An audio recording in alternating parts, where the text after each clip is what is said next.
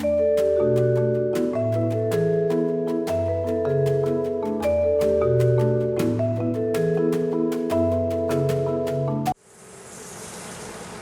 wood turners, Captain Eddie here.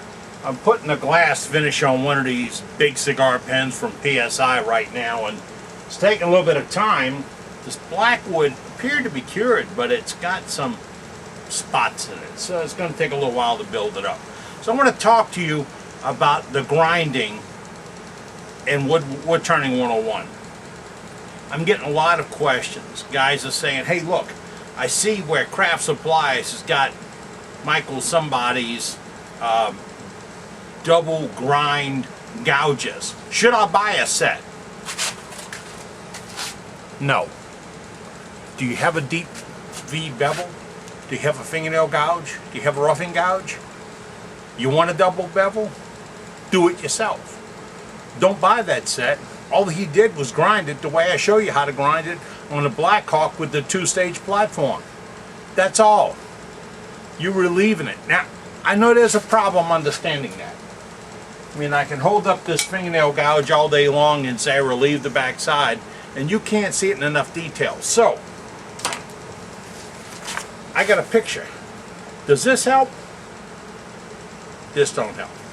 Okay, I got another picture. It's right here.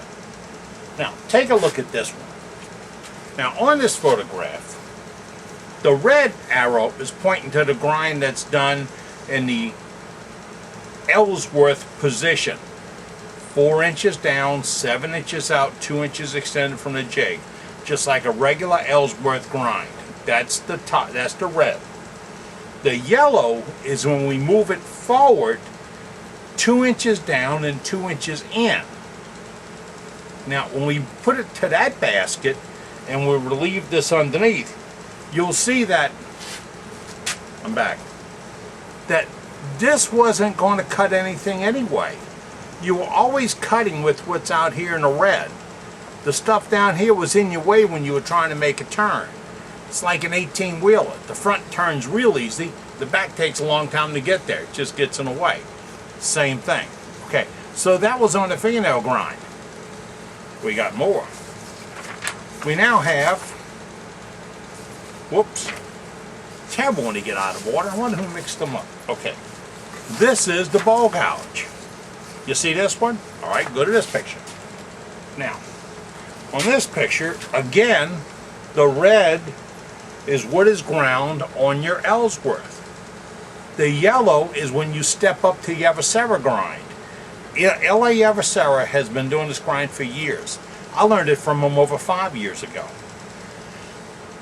This just relieves the back of it, gets the stuff out the way, where it won't be in your way when you're making a cut. Back to me again. This is what I do to all my deep V bowl gouges. I relieve that back. I first got this from Johannes Mikkelsen when I learned how to turn cowboy hats with him. He does his own version of this, but he hand grinds everything. But if you watch him, he puts an eagle point, an eagle beak on the outside edge, a real sharp point that he cuts with, and then he takes everything else away, and he does it all by hand. Johannes has got some YouTubes on that. Again, you can accomplish the same thing with your Blackhawk grinding rig with a 2-stage platform. I'll send you a picture of it if you ask me for the tips on it. Now, that's number 2. Now, do we have them in order? Another guy said, for you. This is dealing with the skew. Guys say, Cap, looks like your skew isn't ground on an angle. Now, let me look at this picture.